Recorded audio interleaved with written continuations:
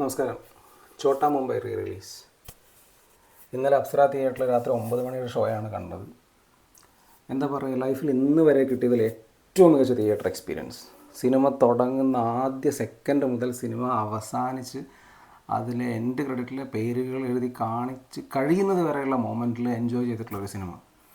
ഒരുപക്ഷെ തിയേറ്ററിൽ എത്തിയിരിക്കുന്നത് ചെറിയ കുട്ടികൾ മുതൽ പ്രായമുള്ള ആൾക്കാർ വരെ ഉണ്ട്.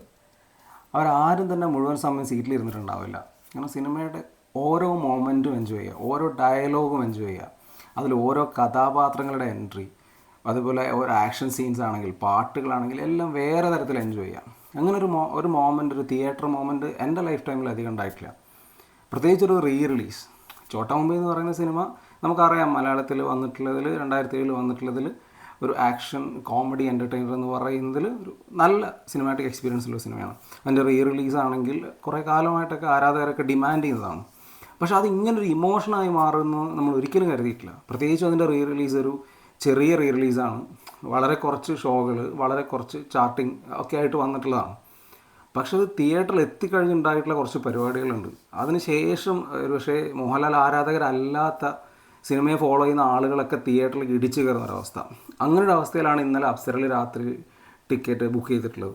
അപ്പോൾ രാത്രി 9 മണി ഷോ, അപ്സര അറിയാമല്ലോ, 1000 ആളുകൾ ഉൾക്കൊള്ളുന്നൊരു തിയേറ്റർ. ആ ഒരു തിയേറ്ററിലേക്ക് ഛോട്ടാ മുംബൈയുടെ ആദ്യ ഷോട്ട് മുതൽ, ആദ്യ സീൻ മുതൽ ഓളമാണ്. അതിൽ ലാലേട്ടൻ്റെ എൻട്രിക്ക് തുടങ്ങുന്ന എന്താ പറയുക, ആ ഒരു പാട്ടിനൊക്കെ ഉണ്ടായിട്ടുള്ള ഓളം ഇന്ന് വരെ കണ്ടിട്ടില്ല. അതുപോലെ വാസ്കോഡ ഗാമ എന്ന് തുടങ്ങുന്ന അവസാനത്തെ പാട്ട് ഒരു രക്ഷയില്ല. അങ്ങനത്തെ തിയേറ്റർ എക്സ്പീരിയൻസ്. പക്ഷേ ഇത് കുറച്ചുകൂടെ വലിയൊരു ഓളത്തിൽ തന്നെയായിരുന്നു തിയേറ്ററിൽ റീ റിലീസ് ചെയ്യേണ്ടതെന്ന് തോന്നുന്നു. അതുപോലെയാണ് ഇതിനകത്തെ ഓരോ കഥാപാത്രങ്ങൾ. ഇപ്പോൾ നമുക്കറിയാം, രാജൻ ബി ദേവ് ചേട്ടൻ, അതുപോലെ കലാഭവൻ മണി, ജഗതി, ഇങ്ങനെയുള്ള ആളുകളൊക്കെ ഇപ്പം നമുക്ക് സ്ക്രീനിൽ കിട്ടുന്നില്ല. അപ്പോൾ ഇവരുടെയൊക്കെ ഒരു എൻട്രി, ഇവരുടെയൊക്കെ ഒരു ക്യാരക്ടർ, ഇവരുടെയൊക്കെ ഒരു പെർഫോമൻസ്, ഇവരുടെയൊക്കെ ഡയലോഗുകൾ ഭയങ്കരമായിട്ട് എൻജോയ് ചെയ്യാം. കാരണം ഇത്തരത്തിലുള്ള സിനിമകൾ മലയാളത്തിൽ കുറച്ച് കാലങ്ങളായിട്ട് ഭയങ്കരമായിട്ട് മിസ്സിംഗ് ആണ്. അതുകൊണ്ട് തന്നെയാണ് നമുക്ക് ഇപ്പോൾ ഛോട്ടാ മുംബൈയുടെയൊക്കെ ഓരോ സീനുകൾ നമ്മൾ വരുന്ന സമയത്ത് ഫേസ്ബുക്കിലോ അല്ലെങ്കിൽ യൂട്യൂബിലൊക്കെ വരുന്ന സമയത്ത് പോലും ഭയങ്കരമായിട്ട് അപ്രീസിയേഷൻ കിട്ടുന്നതാണ്.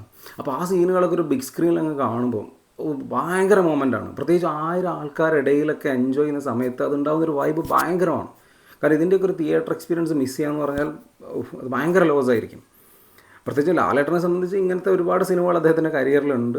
ഇനിയും ഒരുപക്ഷെ റീ റിലീസിനൊക്കെ വന്ന് ഓളം സൃഷ്ടിക്കുന്ന സിനിമകൾ അദ്ദേഹത്തിൻ്റെ കരിയറിലുണ്ട്.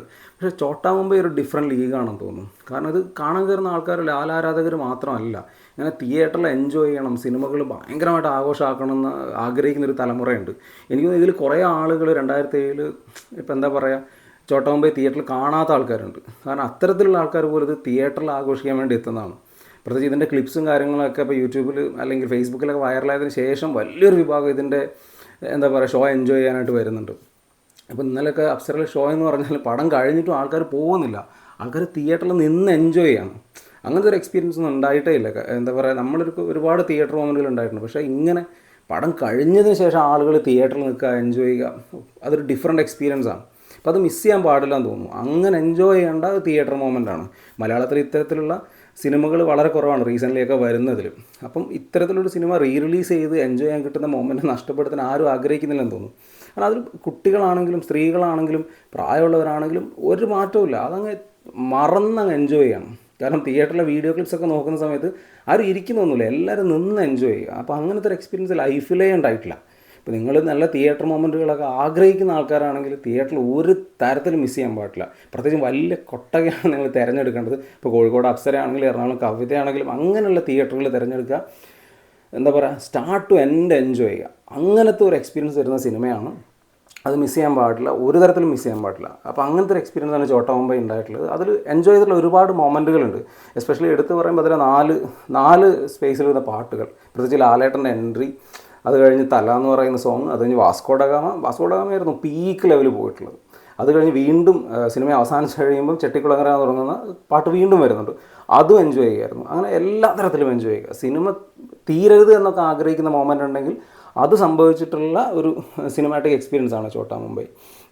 ശരിക്കും എനിക്ക് തോന്നും ഇപ്പോൾ കുറച്ചുകൂടെ കഴിഞ്ഞിട്ട് വീണ്ടും റീ റിലീസ് ചെയ്യുകയാണെങ്കിൽ തന്നെ ഈ ഓളം സൃഷ്ടിക്കാൻ പറ്റും. അങ്ങനത്തെ ഒരു മൊമെൻറ്റ്സ് തിയേറ്ററിൽ സൃഷ്ടിക്കാൻ പറ്റുന്നുണ്ട്. അത് അധികം സിനിമകൾക്ക് പറ്റാത്ത കാര്യമാണ്. ഇപ്പോൾ ഇതിൽ കൂടുതൽ കൈയടി കിട്ടിയുള്ളത് ഓഫ് കോഴ്സ് ലാലേട്ടനാണ്, അല്ലെങ്കിൽ പാട്ടുകൾക്കാണ് ഓളമൊക്കെ സൃഷ്ടിച്ചത്. പക്ഷേ അതോടൊപ്പം തന്നെ കട്ടക്ക് നിൽക്കുന്ന ഒരു കൈയടിയൊക്കെ കിട്ടിയിട്ടുള്ളത് കലാഭവൻ മണിച്ചേട്ടനാണ്. മണിച്ചേട്ടൻ ഹെൻറി മുതൽ മണിച്ചേട്ടൻ പറയുന്ന ഡയലോഗുകൾക്ക് വൻ പരിപാടിയായിരുന്നു തിയേറ്ററിൽ. അതുപോലെ രാജൻ പി ദേവചേട്ടൻ്റെ ടസ്കർ ഡയലോഗ്, ഇങ്ങനെയുള്ള എല്ലാ പരിപാടികൾക്കും തിയേറ്ററിൽ ഭയങ്കരമായിട്ടുള്ള കൈയടികളും ഓളവുമായിരുന്നു.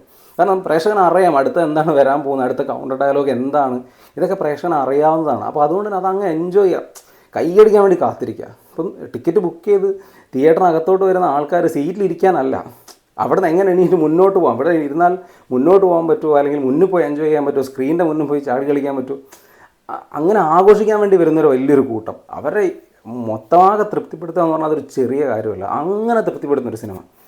ലാലേട്ടൻ്റെ കരിയർ എന്താ പറയുക, ഇനിയും റീ റിലീസിന് ചാൻസസ് ഉണ്ട്. കാരണം ഒരുപാട് സിനിമകൾ അദ്ദേഹത്തിന് അങ്ങനെ എൻജോയ് ചെയ്യാൻ പറ്റുന്ന സിനിമകൾ തന്നെയുണ്ട്. അത് ഡിമാൻഡ് ചെയ്യുന്നുണ്ട്. ഇപ്പോൾ രാവണപ്രഭു മുതൽ നരൻ, അങ്ങനെ ഹലോ, അങ്ങനെ ഒരുപാട് സിനിമകൾ വീണ്ടും വീണ്ടും ഡിമാൻഡ് ചെയ്യുന്നുണ്ട്.